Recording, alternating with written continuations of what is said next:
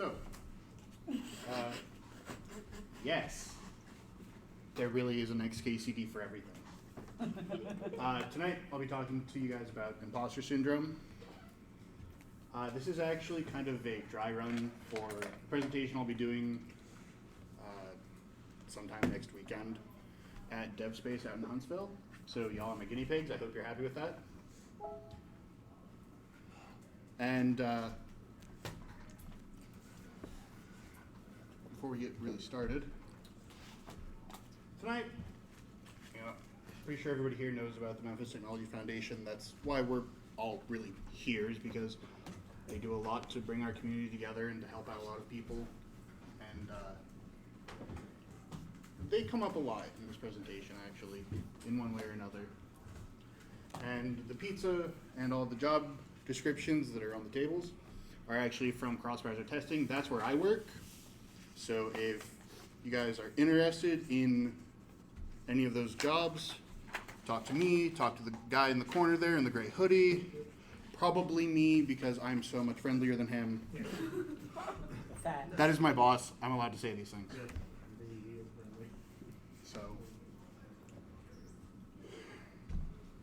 for those of you who don't know me, I'm Harold.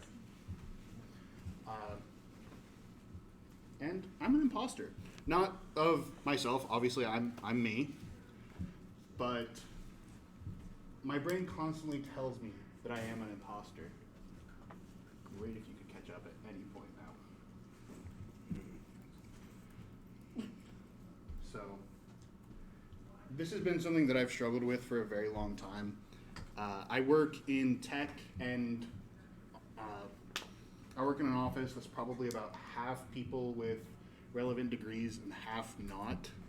I am in the not category, and my pathway here has been very odd. So I've been tinkering for a long time, and I've always just kind of moved from thing to thing as I've moved through my life. And it served me well, apparently. I ended up here somehow. But to just kind of illustrate what I'm talking about tonight. Actually, today marks 1 year since I started at the company I work for now. Thanks a lot, Tony. You totally forgot. But I've been there for a year now. And when I first started, I was very excited. I had come from a job that I didn't feel appreciated. I didn't feel like I was really being challenged in any meaningful way. But I got there, and there were all of these people who were so much smarter, so much more capable, in many cases, so much just cooler than I could ever hope to be. And, the founders at CrossBrowserTesting have always done a really good job, from what I've seen, of picking good people. And so, for me, I ended up in this weird situation where I could either, honestly, it felt almost like disrespecting people who I felt had done such a fantastic job and built something so interesting, by thinking that I had somehow managed to slip through the cracks and worm my way into this place that I did not belong. Or I could confront what I'd always really felt, that I was just kind of faking it, that I was a fraud. And that's kind of how I ended up here tonight. This is part of me dealing with how I feel. And I know that I'm not the only one. A lot of people in this room I know have talked about their own struggles with imposter syndrome or feeling like they don't belong somewhere. And, some people talk about it more openly than others, but a lot of people in this room at one point or another have felt this way. 7 out of 10 people, it's estimated, feel this way at some point in their life. That's a lot of people. That's 70%. And it's not just people at lower levels. It's anyone. Really, anyone. Please tell me that somebody in this room gets that reference. So, people at the top of their games. Tom Hanks is on record as saying that he constantly feels that there are people that he wants to be as good as them. He looks up to them as actors. Howard Schultz, the founder of Starbucks, said that he is very open about the fact that he constantly feels like he has absolutely no idea what he's doing. But he's learned how to turn that into his own strength. So, just, there's supposed to be a lot more here. But, if anybody's familiar with the Swift on Security Twitter account, they did a thing a while back where they were talking about imposter syndrome, not in those words, but that's what they were alluding to. But Tom Hanks, Howard Schultz, so many people who are externally at the very top of their fields feel this way. And if that's the case, I mean, honestly, what chance do people like us, people who, we work in the trenches day after day, and we don't, a lot of us are very good at what we do, but that doesn't make us immune when people like Tom Hanks or Natalie Portman or so many people who we all know of feel this way. So the way that I feel, the way that so many people here tonight, the way that so many people in tech feel, it has a name, and I'm not the only one, you're not the only one, we're not the only ones who feel this way. So, now what? We have a name for it. What does that really give us? Well, first, just want to kind of run through how this sort of cognitive bias even happens. So the Dunning-Kruger effect isn't a direct relation, but if you look here, it is kind of interesting that when we go from this like 12-point average to this almost 40-point average, our perceptions of our own skills barely goes up at all. So even as we continue to learn more and more about what we do, about our fields of interest, about our fields of expertise, we can put in so much effort and still not fully grasp just how far along we are in our own understanding. Honestly, the breadth of technology doesn't do anything to help this problem either. If you stop and think about it, these are just the things that I could think of immediately. There are so many technologies out there, and for a fully functioning platform, a fully functioning company, we have to have people who understand, at least at some level, Linux, cloud services, databases, all sorts of things, all of the front end stuff. And it's just, there's so much to it, and nobody can possibly know every single bit of it. And I know that some people in our community try really hard, but no matter what we do, we just can't know everything. It's impossible. And that just kind of feels really weird because it always means that we're going to be in a situation at some point where we have to ask somebody, hey, how do I do this? Hey, can you help me with this? And that's really hard for some people to really, that's really hard for some people to be okay with. And finally, we have the stakes of technology. We hear all of these success stories. We hear about every company that shows up on Silicon Valley. And they're all huge companies, all worth billions of dollars. And we hear about all of their successes constantly. But it's so rare for us to hear about smaller successes. It's rare for us to hear about companies that most of us will reasonably work for. And then you combine that with the fact that tech has a really low barrier to entry. I mean, my credentials are not that great. I have a degree in marketing, for a point of reference. And here I am. I work doing DevOps. That's what I do all day. And I have absolutely no formal training in it. And this is not an uncommon thing for our field. It's not at all uncommon for us to find people who are completely self-taught. And the people who are self-taught tend to be kind of all over the place. They don't have the structured learning, but they also tend to have very creative solutions to things because they don't have somebody telling them, this is how you should implement this. So we end up in this weird place where we have high stakes and a very low barrier to entry for a lot of these jobs. And it just tends to distort our perceptions of things. So, the real question, what can we do? Honestly, that depends on who you are. If you're someone who feels this way, if you're someone who feels that you are a fraud, an imposter, if you're somebody who feels like you just kind of lucked your way into wherever you are in your life, it'd be great if this thing worked like I thought it would. That's why we have guidelines. Yes. Work on keeping a growth-oriented mindset. I don't know if everybody here is familiar with the concept of a growth-oriented mindset versus a fixed mindset, but essentially, a fixed mindset is everybody is born with a pool of talents that they draw from. And if you're not good at programming now, you will never be good at programming, no matter how hard you try it. You might get kind of good at some point, but you will never be good at it. You will never be great at it. You will never truly get it. Whereas a growth-oriented mindset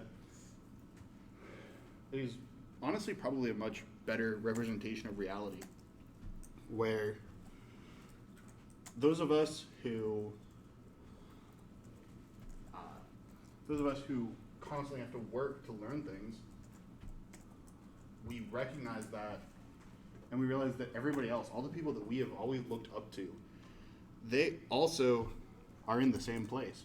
You know, many of my coworkers, I look at their understanding of things like C++ or Node.js's event loop or things like that, and I'm just stunned. Then I realize, you know, the things that I do to them are probably just as much black magic. Except Node's event loop, that thing is crazy. Seek out new opportunities, not just working, but also, you know, there's a reason I'm here tonight, honestly, because this is how I've decided I'm going to work on this aspect of my own struggles. You know, I've always had a lot of anxiety around what I'm doing, and by just kind of going out and trying to do something new, I end up getting a little bit better each day.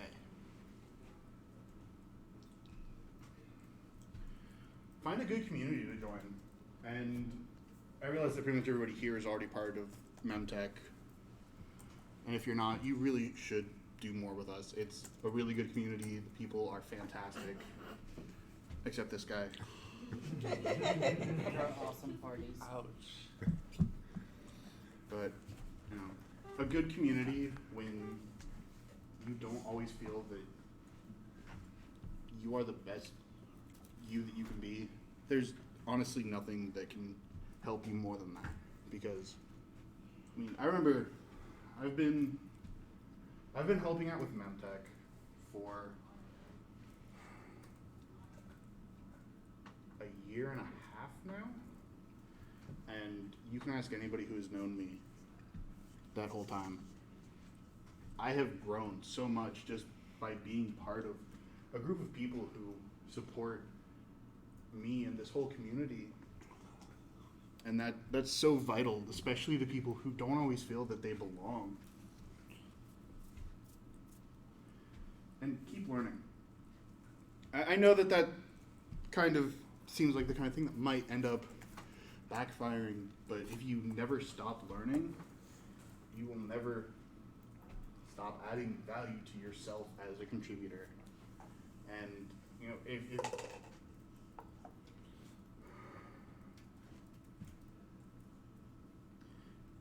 if you're worried that people are going to find out you're a fraud, even if you are, if you keep learning, you're always going to stay one step ahead of them, no matter what. And make sure that you do what you can to avoid getting burned out, because honestly, that will set you back so far mentally. I've actually experienced burnout. That's why I left my other job. And it takes a lot to overcome that and get back to a place where you feel that you're actually contributing something and that you are being useful to people.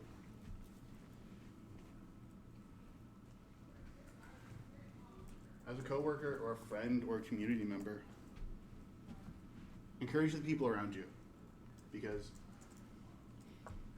it's so easy to tear people down, but it takes a lot to build people up, and that's honestly the best thing that we as a community can do for each other.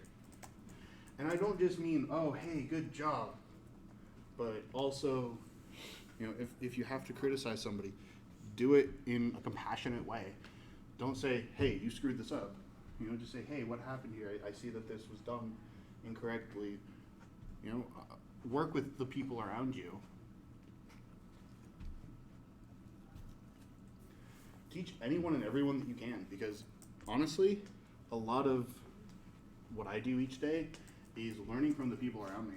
And that actually helps me understand not just my job better, but it also helps me understand where other people are coming from, and it helps me fill in the gaps in my knowledge that I've always had just because of how I've ended up where I am. Take chances on people. I know that this kind of doesn't always make a whole lot of sense, but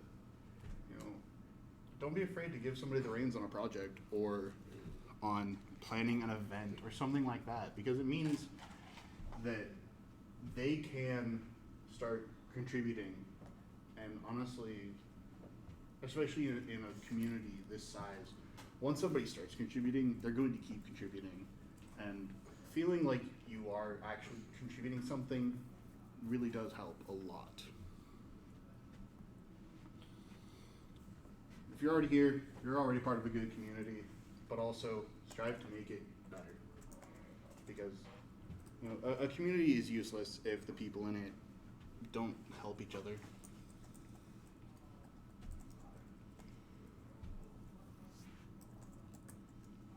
Yeah. And allow yourself to learn. Not just about technology, but also about the people around you. Because the people around you may have struggles that you aren't aware of. They may have insights that you don't know. And the people with imposter syndrome often tend to be the people who are most likely to come up with strange solutions to even stranger problems. And if you're an employer or somebody who has those kinds of inputs, encourage people to grow personally. This is actually something that I really value about where I am now. I have been supported as I go to learn new things, go to conferences, anything like that. And sometimes just feeling like I am supported in that does a lot for me. Support some of the creative solutions people come up with. Obviously, question them, try to understand what's going on. But sometimes when somebody comes up with a creative solution, it might not be the one that you would think of. It doesn't make it wrong. This is actually a really big thing that a lot of companies are starting to really implement more, thankfully. When something does go wrong, seek understanding over blame. So, granted, at my job, we have a trophy. When somebody brings the site down, they get the trophy, and it just sits on their desk until the next thing brings the site down. And it is exactly as fun as it sounds. But, when it comes down to it, yeah, we'll give it out a trophy. But it's never, what is wrong with you? It's always been, when we're looking at it afterwards, how did this happen and how can we prevent it from happening again?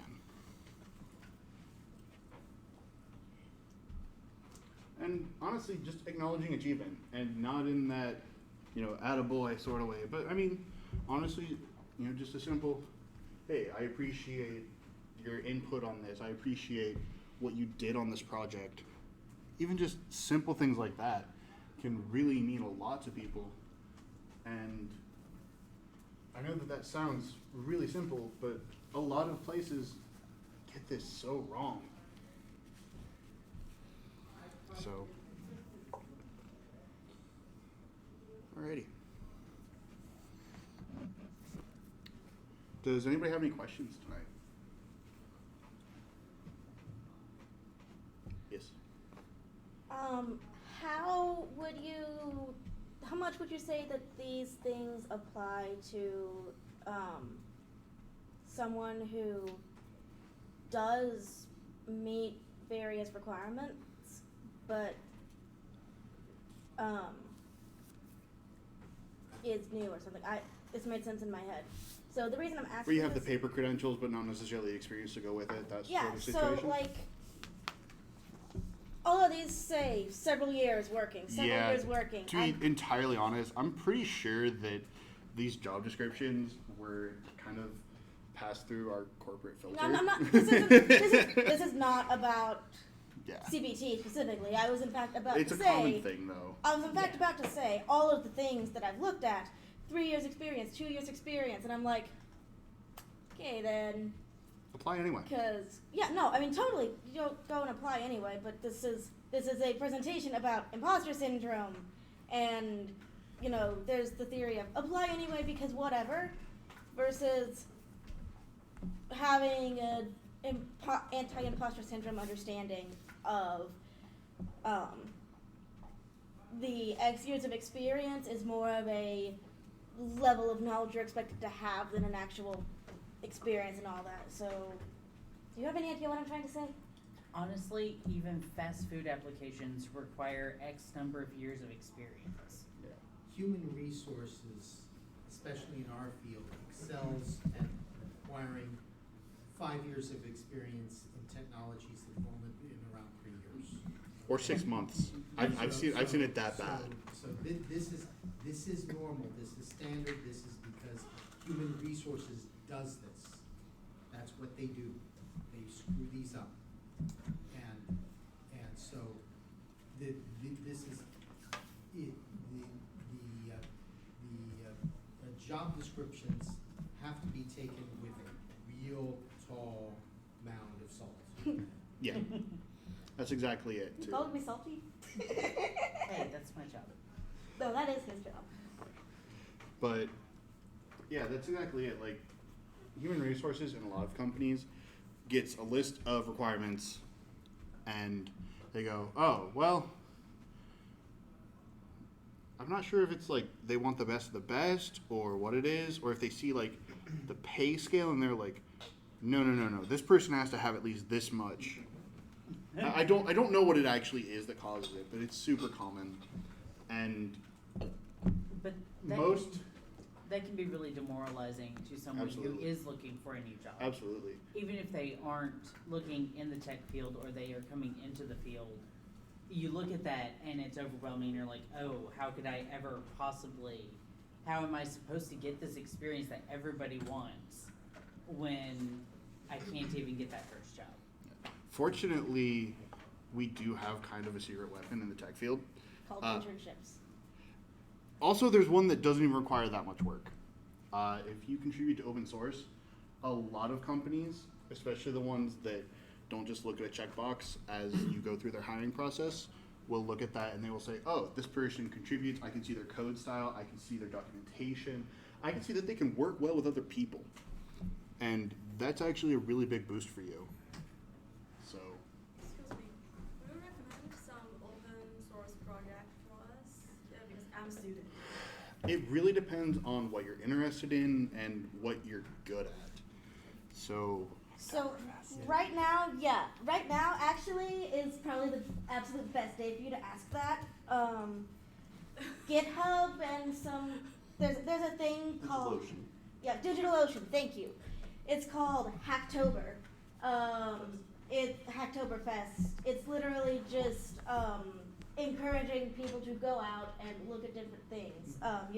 You go to the website, just Google Hacktober, and it'll be like the first thing that comes up.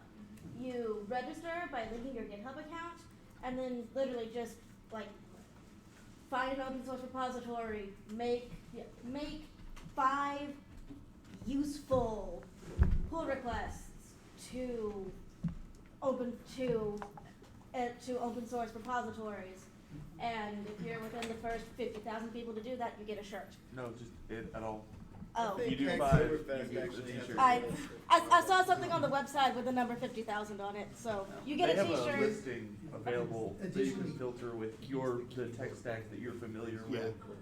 And A lot of honest- them are Marks, Oktoberfest. GitHub marks specific issues as help Yeah. wanted, and some even as good first time. Yep. In fact, I was looking at some things, the issues board, there's actually at least one repository that has a Hacktoberfest tag on their issues board. A lot of them do. Yeah. And honestly, like, if you find something that interests you, if you find a piece of software that you use in your day-to-day life, chances are you can do something to help them out, even if it's just writing documentation. Tilly, how much of your job is documentation?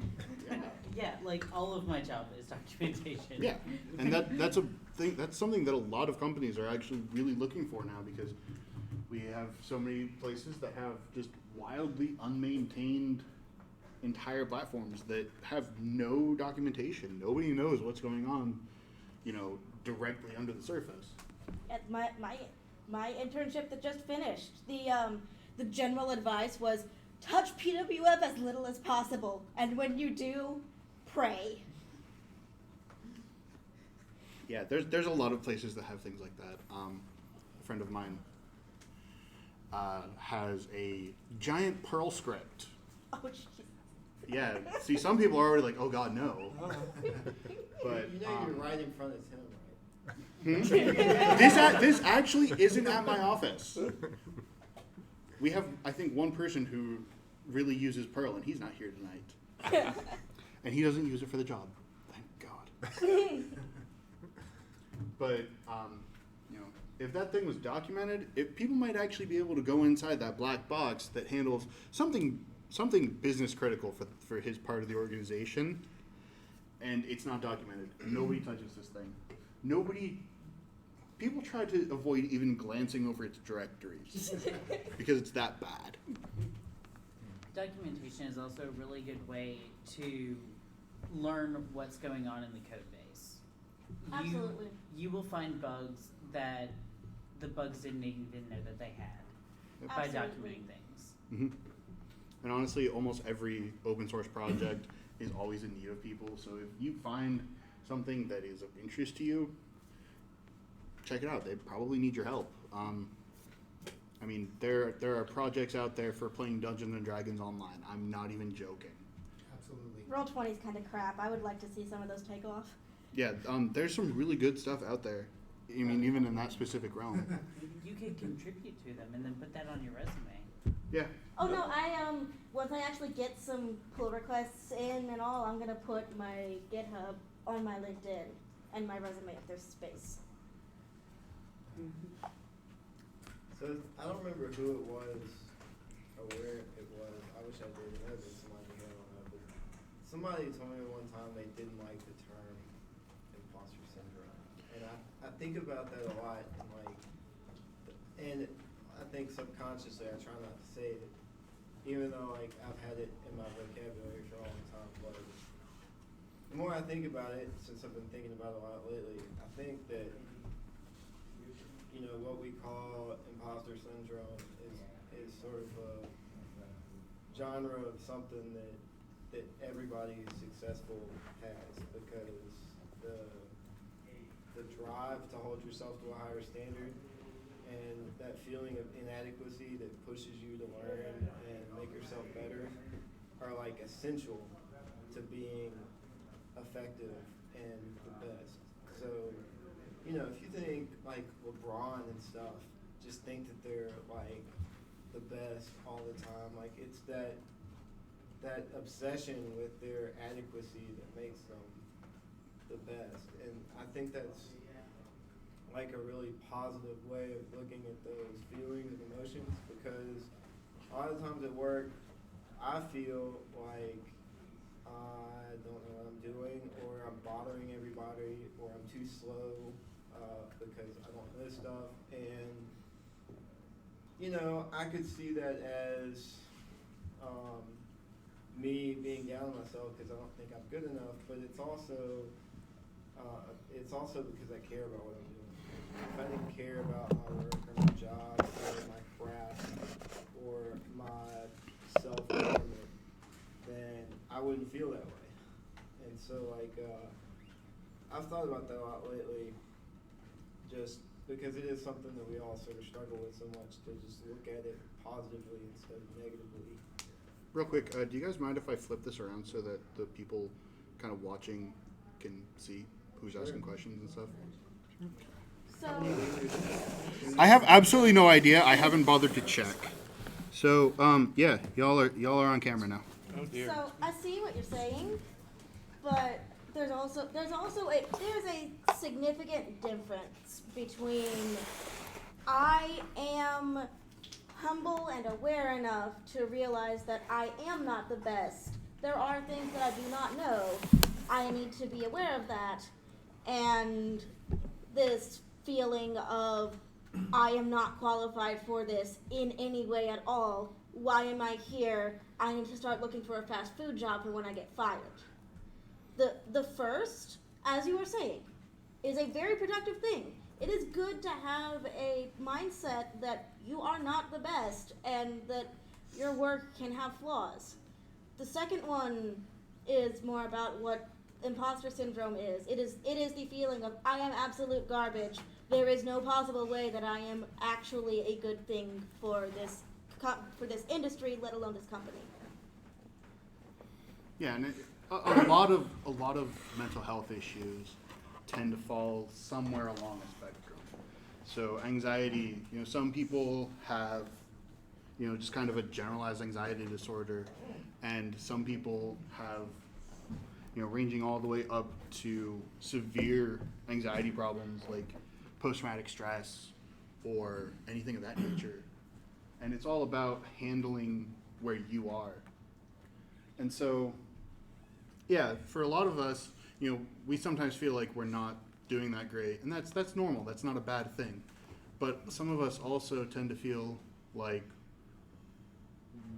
we're not just not the best, we're not even competent. We're if competence is here, we're way down here. That's you bring up a really good point, George. That's something that has to be handled very differently from just the kind of motivational, I am not the best, but I want to get there sort of thing. Well, I guess what I'm saying is that imposter syndrome, which we all deal with to some extent. We're knowledge workers. The things we do are hard to measure sometimes, and they require a lot of different knowledge. And some days we come in and we have to solve problems that we've never seen before, and we don't know what we're doing. It's the nature of our work. So if you're a programmer and you come to work every day and you know exactly what you're doing, then something's wrong. It's just sort of inherently part of being a programmer is that I'm out of my league feeling all the time. And because that's a persistent thing, you have to cope with it. You have to figure out some coping mechanism to deal with those feelings. And for me personally, it's been frantically trying to learn as much as I possibly can so that I know things. Because that's sort of where I think my value lies. So. I think the problem here is the symptoms that we are all describing are the same. The symptoms are all the same. But the problem with imposter syndrome versus good employee who isn't going to go off on a power trip and try to steal the code base for themselves is motivation. The motivation behind what you're talking about is, no, I'm not going to start singing the Pokemon theme song. The motivation behind what you're thinking is I am good at my job. My fundamental core belief is that I am good at my job. I am just not perfect at my job, and therefore I strive to improve myself. The belief of imposter syndrome is I am not good at my job. I am a failure. I am not good at my job. I will never be good at my job. I am just going to keep faking it till I make it and hope that my boss doesn't notice that I am not good at my job. Faking it till you make it, though. I, Because it sounds what you're talking about is like complacency. Like, and I'm you- not and, really like, sure. I think Tilly has something to say on this. I think that this is a scale. On one end is the George thing, and on the other end is this thing that we are all calling imposter syndrome. And where it becomes an issue depends on the individual. George, you may be able to tolerate a bigger I don't know gap, so to speak, than Kate can. Because we all have the different places that we're sitting in our own mental health. We all have our different strengths mentally. And where imposter syndrome or motivation stuff becomes an issue is when it's dysfunctional. Like many mental health issues, everything's hunky-dory until it becomes dysfunctional. Right. And like, And so for you, what you are describing is functional for you, it sounds like. It's something that you struggle with, yes, but it's something that you are capable of actively overcoming and not feeling like crap about yourself. It's like someone can be afraid of snakes versus somebody can be afraid of being outside versus someone can be afraid of everything. And these are. Yeah. I like how you bring up phobias. So, I'm needle phobia, perfect example. I do not uncap a needle near me. I can't even look at the sharp spots in the doctor's office. Whereas, someone else I know, perfectly fine with needles. Perfectly fine with needles. Doesn't have a problem getting shots. Blood draws, no. Strap them down, restrain them. They actually had to go to their psych to get a prescription for Valium in order to get the necessary blood draw that they needed for something else. That's the spectrum. Is we all recognize some people are afraid of needles. We all recognize it's a scale from like, okay, I don't like getting shots. Okay, maybe you should like take someone with you when you're getting a shot, all the way down to if I was diabetic, I would die because I could not stick myself for insulin. You know? I think some of the problem now, though, is that on the internet, anytime you have any type of work anxiety, regardless of your like inner emotions about your competency level, it immediately everyone goes on to, oh, you have imposter syndrome and blah blah blah. And that's what I have a problem with talking about imposter syndrome, is because I often feel like George was just describing, like, not that I'm not good at, like, I don't feel like I'm gonna get fired because I'm just terrible at my job, because I like, first off, I have really good bosses who are understanding and willing to like teach and grow and stuff like that. But I do often feel like I'm in way over my head on a task or a project that I'm working on. And that's demoralizing personally, because I do feel like I'm an okay developer, but then I go and take this task that someone, you know, a ticket that someone gave me that they're like, oh, this should take you like 30 minutes, this will take an hour, and you get in it and you're like I am right now on a ticket that I'm working on currently, where I'm literally 7 days in on this task, and they were like, oh, you should have this done by the end of the day.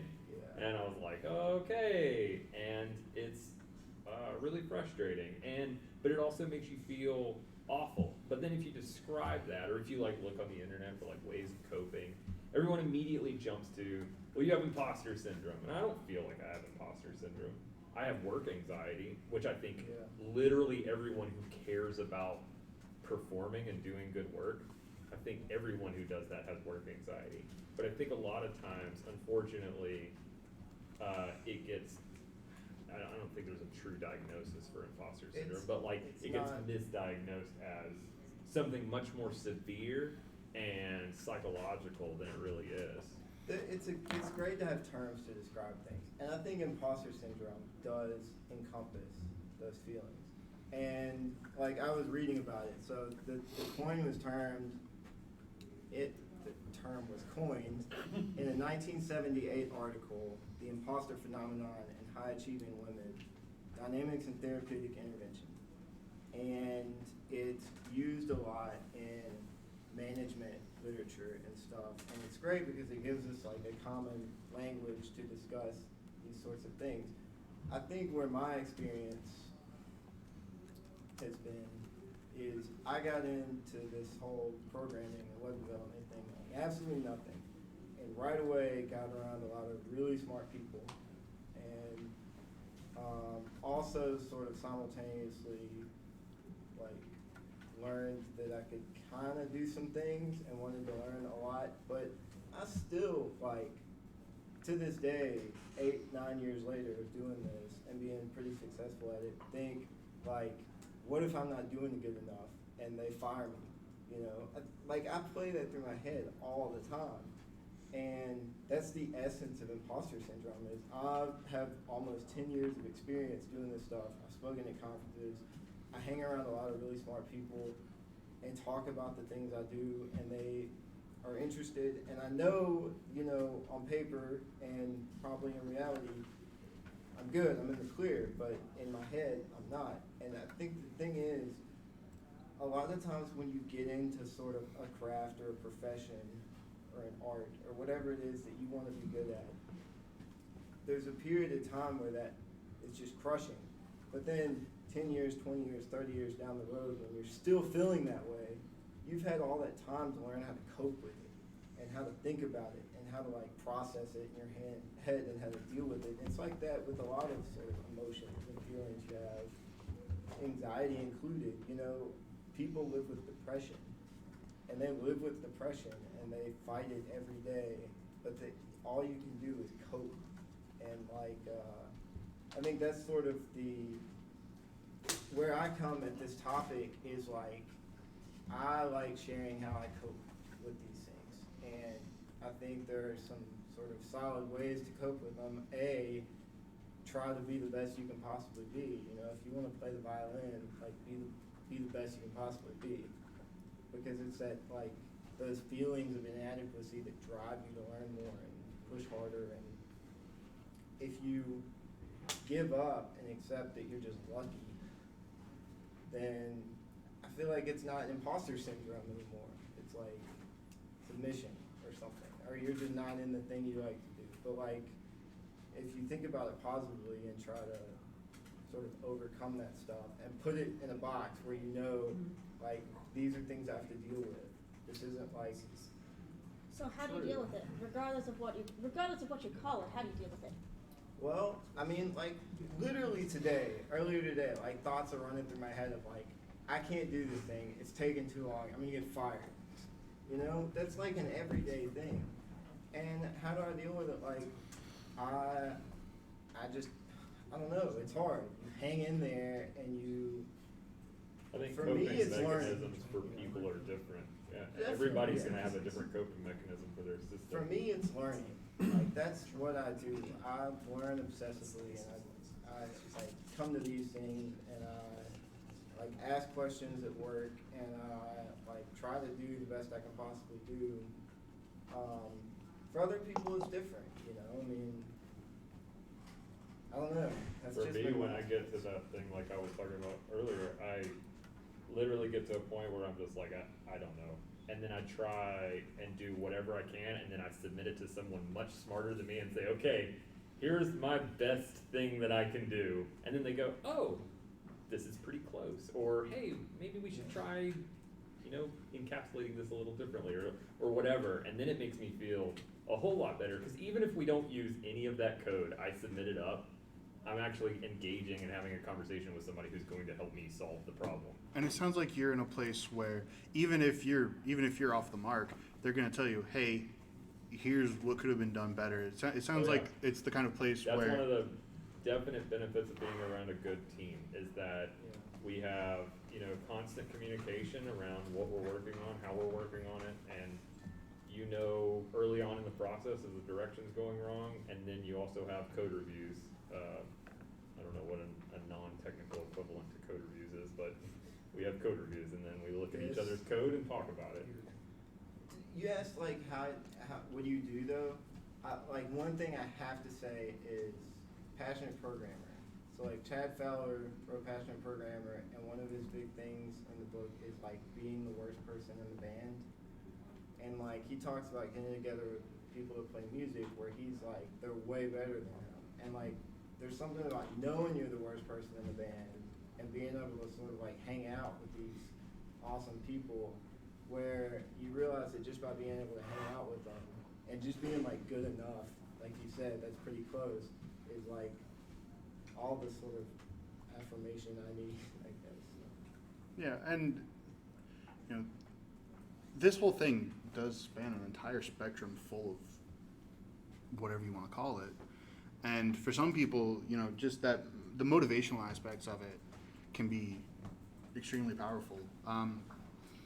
You know, I've dealt with ADD my whole life, and that's actually because of how I coped with it. It's actually become one of my greatest strengths, because instead of, you know, focusing on, oh my gosh, there's something terribly wrong with me, it became a matter of, well, I want to go learn something different today. And that led me where I am to a large degree. Just the fact that I know a little bit of a lot of things instead of a lot about one or two things, which for certain things is very helpful. So it's all about kind of understanding how you can kind of reverse that momentum to help you out. And sometimes you will have things like, you know, if you just feel like there is no redeeming qualities to you all the time, honestly, chances are you're wrong, but also you should probably go talk to somebody about that, because that's not functional in any aspect of life, let alone your career. Therapists need job security too. Not everybody has the luxury of working in an environment that is non-pathological. That is very true. I have worked inside the U.S. federal government. I can tell you that there is a more than single-digit portion of our population that works every day in a pathological environment and does not have the luxury of saying, screw this, I'm going to go someplace better. And so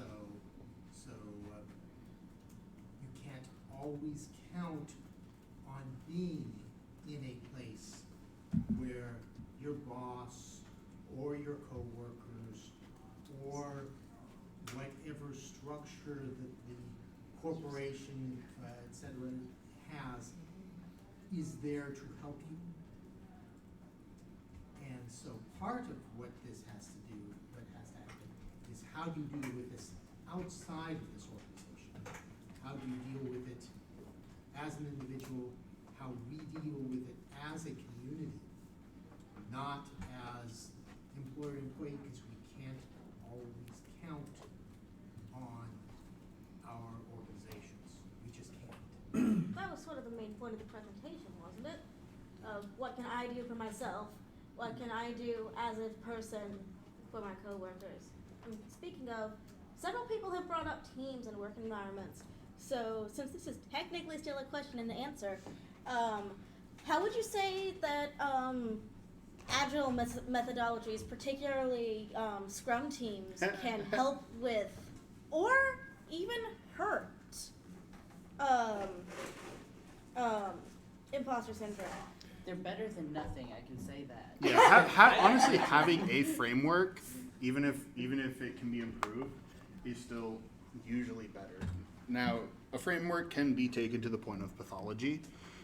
That's where a lot of the horror stories around agile implementations and all of this, that's where those really stem from, are the ones where people stick so closely to the book that it just kind of becomes a caricature of itself, and it just doesn't work as intended anymore. It's one of those things where a lot of the time we'll find that the processes themselves weren't really the core cause of the improvements. It was the underlying goals and beliefs. And I've read way too much about like DevOps culture and Scrum and Agile. And one of the things that gets brought up so often is actually that point about seeking understanding over blame. You know, a pathological team, a dysfunctional team, is going to be a team where when something breaks, you know, it's not, hey, what happened? How can we fix it? It's, hey, who broke our shit? You know, that's a dysfunctional team. One where when something happens, people try to hide it. People try to point the finger at the guy downstream. You know, that's just, it's pure dysfunction at that point. And a lot of Agile implementations fall into that because so many places think, well, we're Agile now. Except you're missing out on the core concepts. You know, you can use Jira, you can use whatever you want, but if you're missing out on the concepts, you're not going to see the benefits of it. And a lot of the benefits of any Agile framework really come from the fact that you're starting to place a priority on the interactions of people.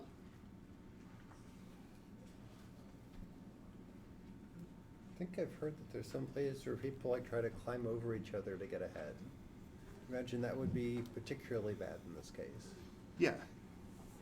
Yeah, and that's exactly it. You know, there are places where, you know, it's not individual, or it's not team contribution. It's not how well you work with the rest of your team. It's individual contribution. And there's a place for recognition of that, but there's also a place for understanding that, you know,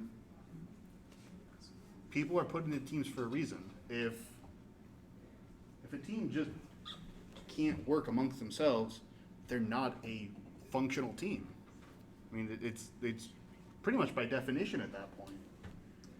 So I guess part of this conversation needs to be, how can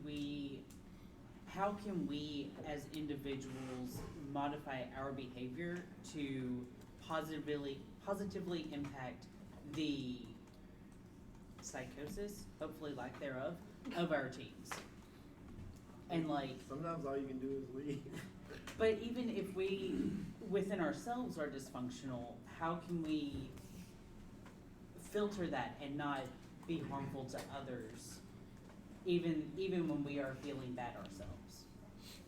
Sorry to interrupt. My university required me to attend a networking event and take some photos. So please continue. Yeah. I'll take photos. Oh, yeah, no. You all. Oh, please continue.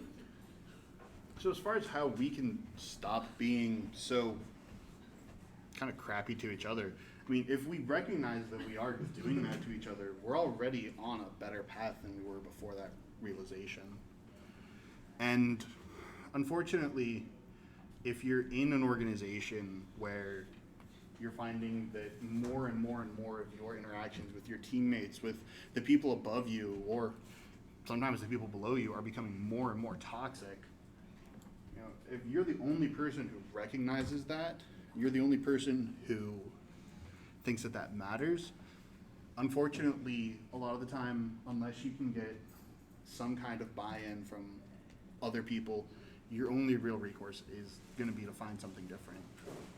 And I realize that that's not always an option for a lot of people for a lot of different reasons, but you know, I also wouldn't necessarily discount it out of hand. I think that stuff Harold said about like positive reinforcement, Yeah, you know, commending people on their strengths is good, and also like one I would add is just like not complaining, because like that's one thing I try to avoid is like we all want to complain. But that's my Alright. hobby, George. I know. Well, It really yes. is. There's one thing. It really is his It's fun hobby. to like rant and slack. Like you know I love ranting, but at work, you know, complaining about our code or complaining in a non like joking way. Like we all complain about our code and stuff, but like you know, if you ever work with people who just like hate their job, hate the place they work, hate the people they deal with, hate the customers, it's like it's draining on everyone else. And so if you can be that person who doesn't complain, or in a few jobs I've had, I feel like I've been someone who sort of like connects with that person who complains a lot and tries to like bring them up a little. And people see that and appreciate it because they have to deal with that person too. And if that person's in a better mood or somebody likes them and they become more likable, that's something that sort of lifts everybody up, you know. But that's just general workplace Yeah. nonsense. I don't know. Man, honestly, like if you're just somebody who isn't even necessarily an official team leader, but if you're just somebody who kind of helps set the tone of your team or your department, you know, you still have a lot more power to affect these kinds of changes than you really probably give yourself credit for. You know, if you want to start treating people better, you want everybody else to do the same, start where you are, start with what you can. And a lot of the time you'll find that people will pick up on that. They will make the same kinds of changes that they're seeing from you.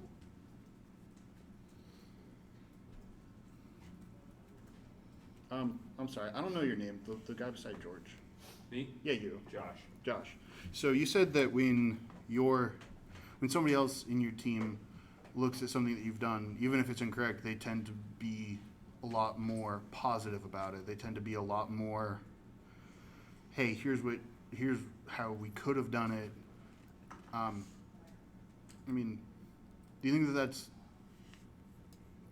the best way that they could be handling it for what they're given? Yeah, I think we have an awesome team because we have such open communication channels. I mean, I think, so I had a really rough patch, like, how long have I been there? 6 months? I had a really rough patch about 3 months ago, like, really struggling with work anxiety because what I was doing was nothing at all like what I had been doing for the past 4 years. Everything was new, even though I had been in this industry for, you know, in the web, 4 years is like an eternity. And it was very frustrating, really upsetting. And I think one of the only reasons I ended up staying and not like relapsing to a former employment was because they really had an eagerness to teach you and they wanted you to grow. I even also talked to them about how bad I was feeling, and they were like, "You're doing great. Like, don't stop now because, you know, if you stop now, you're only stifling yourself and you're stagnating in your own work history. So we're gonna help you get better." And that's like, and one of the greatest things that one of my bosses told me was that they knew where I was when they hired me, and so they knew what I was capable of in terms of growth and what I was going to be producing in the first 6 months, a year, whatever. And they were comfortable with that, knowing that when they hired me. So it was awesome. So that really helped me feel a lot better about everything. I love those stories because, like, I work with Josh, and it's funny because it's always interesting when you hear somebody that you know is like good at what they do saying this kind of stuff. So like, I never had that, like, ever since I've known you, man. Like, I don't think I've ever had that impression of you being like a junior dev. Like, Yeah. ever since I met Josh, kind of had this impression that like a lot of people who come out of rocket fuel, like, they kind of have a high bar and tend to know a little bit more than the average dev, I guess. And so there was a conversation in Slack a while back that a lot of people in here are involved in where saw a lot of people that I really sort of have a lot of appreciation for and have learned a lot from saying, you know, I don't know what I'm doing, essentially, which is how I feel all the time. And I think that helps a whole lot, just really having these conversations. Yeah, Knowing that it's I would not- agree. Nobody's just making this up, you know. As a student involved in the Memphis, like way more than I should be, seeing You're a key member now. Hey, he dragged me into it. That's how key of a member he is. Oh, seeing okay. professionals in this yeah. area who are so willing to speak about what they do struggle with and ask questions of each other is really nice, because that means that one, I get to see what people are asking questions about and learn from them, and two, I don't feel so bad about asking for help on my homework. Yeah, definitely. We really need a students channel. A, so that all the students can come out of the woodwork, like Tilly's saying. B, can serve as a secondary There job actually- posting of like, here's the internships. Well, there's a channel There are request no- channel, so. There is there a channel is? request Go channel. for it. I'm responsible for the mental health channel. You're welcome. I mean, he's not joking. I'm not. That joking. that doesn't surprise me. Yeah, but that's really nice to see, because I'm learning, hearing about Lynn's Rentals over there and Rocket Fuel, that my work environment upstairs at MD2K is completely and totally dysfunctional. I am the only undergrad working there. The grad students never talk to me. I'm usually in the office alone. My boss will go weeks without speaking to me if he has presentations to do or whatever else happens. And all I do is sit there and look at one guy's code and get irritated because he doesn't know how to use a space bar, and sit in my little That'd be bubble. better anyway. And there's he's not good at, the lead dev isn't good at communication, my boss isn't good at communication, and so I am sitting there, this is my first job in computer science, and I'm just like, I have no idea what to do. You're learning. I'm not gonna say I have been more helpful to him at work than his actual bosses. Just but simply this- from the this fact that life I has been have. slightly more helpful than you, because Okay. you are one person. I'm and not you're gonna say I one haven't person. dug myself through the trenches though, because my first job out of college, I was writing VB scripts to automate. I'm sorry. Downloading the Federal Reserve ACH form, parsing it into this really outdated program. How are you still alive? Wait, how outdated? Are we talking like written in COBOL or? No, it was written in Pascal, Delphi. Oh. So that was pretty cool. But I actually got to write a lot of stuff in JavaScript because yeah, you want to talk about it being awful. I took VB script and I was like, I don't know VB script, but I know JavaScript. So I got JavaScript to write VB script, which is awful. But If you anyway. like that, boy, do we have a surprise for you at Yeah. CBT. And I was a team of one, and then I left because it was awful.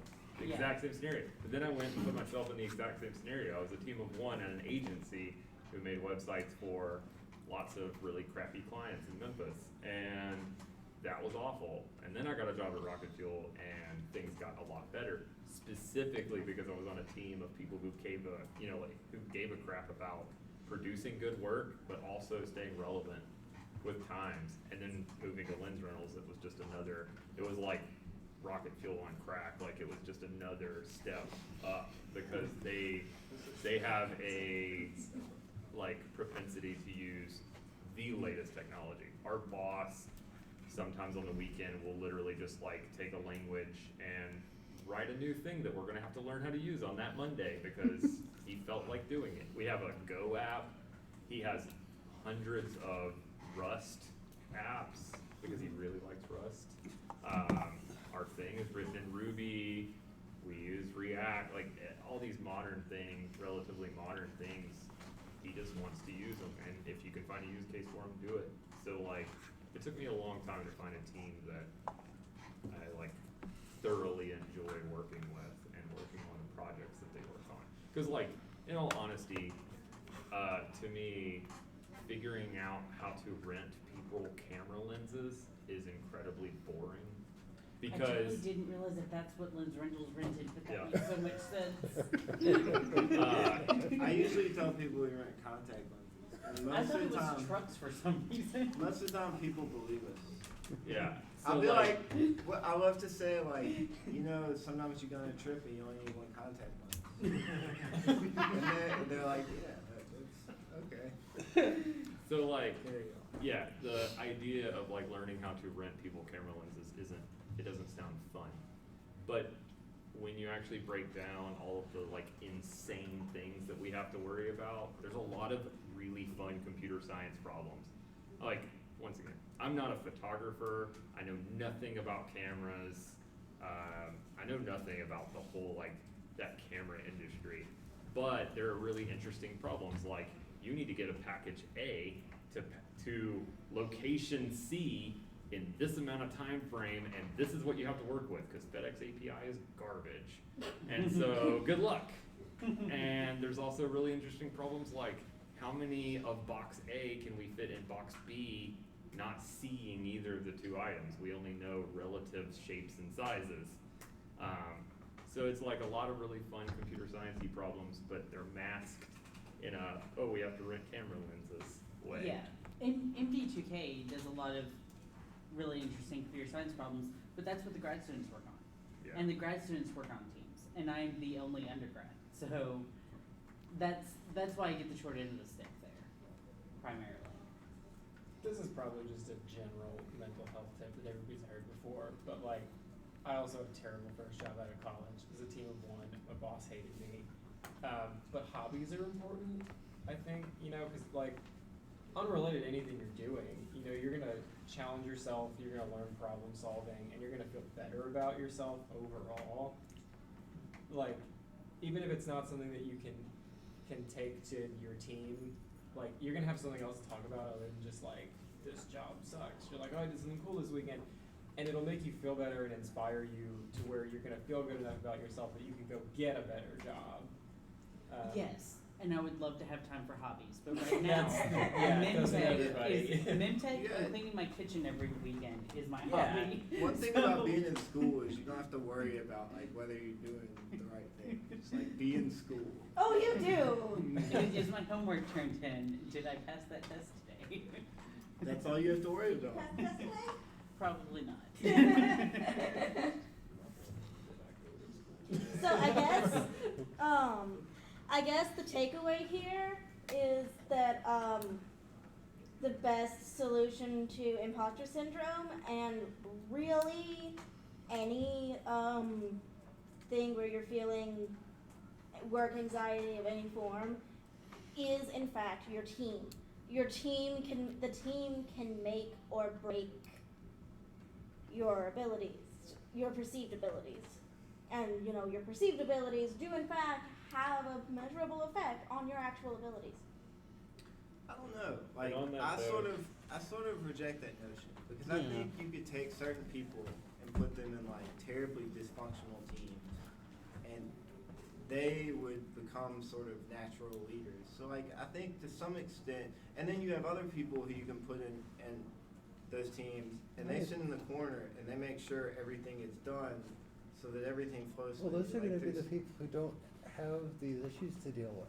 Yeah, Yeah. yeah, Yeah, that's and they've Well, I done, was gonna say they have that- done science with math tests and men and women or boys and girls or whatever you want to call them, where the female assigned people tend to do worse on the math test because there's this cultural perception that female bodied people are worse at math, which is completely and totally not true.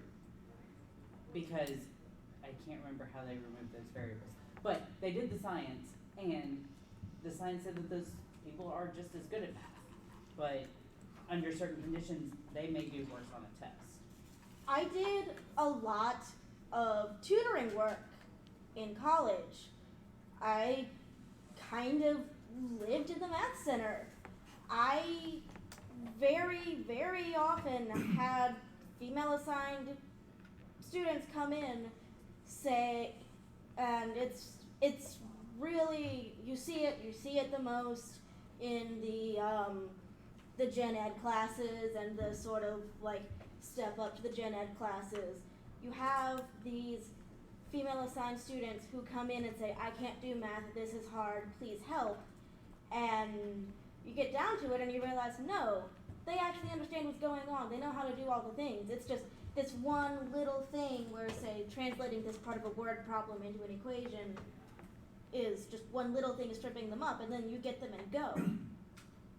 And then on the contrary, you do sometimes get students who need the tutoring, but I can think of like one male-bodied student that I've had that's been that sort of, I think I need help, but I don't. Whereas, point being, your perceived environment and abilities do, at least for most people, have an effect on your actual abilities. Yeah, I agree with you. I don't disagree with you. I just like, I don't wanna sort of concede that that the team is the entire picture, cause. And I wasn't trying to say it is, I'm Yeah, just trying to to some say extent, that it I helps a don't- lot. I still wanna sort of reserve the freedom of choice to sort of choose how I cope and how I feel and how I deal with any particular situation, and whether that's anxiety or depression or imposter syndrome or, you know, dysfunction on a team. Like, the one thing that nobody can sort of impose on me is, you know, the decision to how I cope with it. So, like, from the team perspective, the only thing in my sphere of influence, so to speak, is be nice to everybody, tell people you're doing good work, let people know you appreciate them. If somebody's having a crappy day, like, do everything you can to make it better. And then, like, if somebody else on the team is a complete jerk, like, at some point, there's nothing you can do about it. They have to leave, you have to leave, you'll have to work it out, or you have to cope. And that's just sort of. I was gonna go further to say that your team doesn't necessarily have to be the people that you work with 9 to 5, Monday through Friday. The team that you're describing could easily be the community that you work with on Slack, because when I was working at Harvest in Memphis, I didn't have a team. I was a team of one doing web dev, and I had only done web dev for like 6 months prior to that job. And so that worked out well. so that was rough, but like, I feel like I had a team because I was able to talk to people like Jason, who just left. Like, he's the one who ended up getting me the job at Lens Rentals. He was the previous dev at Harvest, and I was able to talk to him all the time, and we formed a friendship. We used to grab beers together and talk about the problems that I'm facing and stuff like that. And so your team, I don't think necessarily has to be so defined as the people that you work with directly. It doesn't have to be, but for most people it is. Yeah, like for me it is. I don't talk to people in Slack very often, Memtech Slack. But like George probably talks more to the people in Memtech Slack than he does in our Slack. I feel like our Slack is pretty quiet. It is really quiet. You need to It's fix more that. verbose than the MD2K Slack. Oh, yeah. I'm always You're like, the only member I'm now? always hesitant to like post memes and stuff I in the pretty much middle only of the talk- day. Yeah, I don't post anything. I Meanwhile, talk to you like- directly. Our main company Slack is like hilarious all the time. But Slack dynamics. My company Slack is just depressing. So people are starting to pack up. Is this where we clap and say thanks for the presentation? No.